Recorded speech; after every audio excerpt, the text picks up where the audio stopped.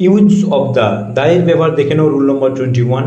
Before an abstract noun, abstract নাউনের আগে কিন্তু দা বুঝতে পারি কখন বসবে, denoting the virtue quality or action of a particular person or objects, যখন কোনো নির্দিষ্ট ব্যক্তি বা বস্তুর মনে রাখবে গুণ মহত্ব বা কাজ বোঝাবে, তো সেই ক্ষেত্রে কিন্তু অ্যাবস্ট্রাক্ট নাউনের আগে দা বসবে। যেমন দেখো, the wisdom of King Solomon is well known to all, King সোলোমনের বুদ্ধি বা জ্ঞান সবার কাছে জানা পরিচিত।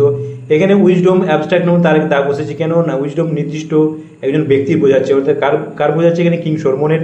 আবার দেখো, I respect the honesty of mister Sen, এখানে দেখো অনেস্টি অ্যাবস্ট্রাক্ট নাউন, তার আগে দা বসেছে। অনেস্টিটা কার, অফ মিস্টার সেন, একজন নির্দিষ্ট ব্যক্তির অনেস্টি বোঝাচ্ছে, অর্থাৎ সততা বোঝাচ্ছে।